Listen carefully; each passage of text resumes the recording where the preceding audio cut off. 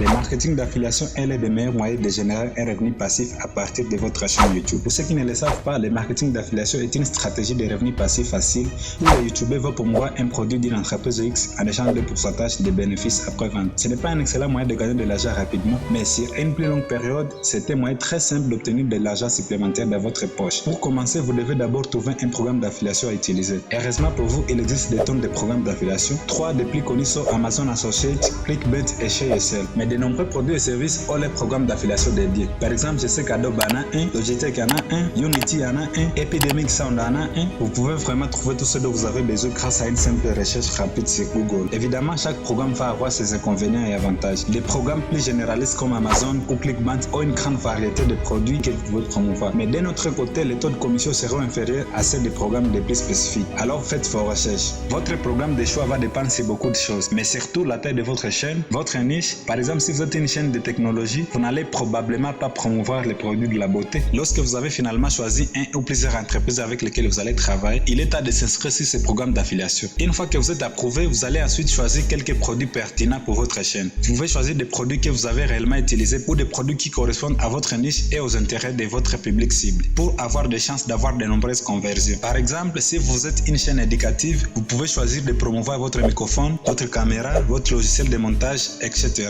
Les taux de commission varient toujours selon les programmes d'affiliation. Mais vous pouvez également choisir des produits qui ont un taux de commission élevé. Ces produits ont tendance à être ceux qui ont une balisage élevé, comme par exemple les formations en ligne, les livres électroniques et les vêtements d'Elix. Ensuite, vous allez nommer quelques-uns. Parce que, rappelez-vous, quelques commissions c'est mieux qu'aucune commission du tout. Si vous voulez que votre stratégie de marketing d'affiliation soit totalement passive, il n'est pas nécessaire de faire un travail réel avec cela. Cela ne vous fera pas de mal d'écrire quelques liens d'affiliation dans vos descriptions, car imaginez si quelqu'un se promène, faites défiler votre description et trouve ces liens, puis achète quelque chose d'entre eux. Vous aurez alors quelques dollars supplémentaires dans votre poche en faisant rien. Mais certains youtubeurs aiment aller plus loin et promouvoir réellement les produits dans leurs vidéos. Cela va évidemment entraîner un taux de commission très élevé et je préfère être directement rémunéré par eux via un contrat de marque qui, soi-disant en passage, parle de leurs produits. Par exemple, dans une chaîne comme celle-ci, à propos de l'éducation et des finances, mon public est en grande partie composé de youtubeurs. Par conséquent, je porte une attention particulière aux détails et je m'assure que mon audio est visiblement propre et bien. Et c'est comme ça qu'une tonne de personnes vont me demander comment j'édite mon audio et quel microphone j'utilise. Et là, je vais les envoyer directement dans la description où se trouve un lien d'affiliation pour mon microphone. Et là, je viens de faire la promotion organique des produits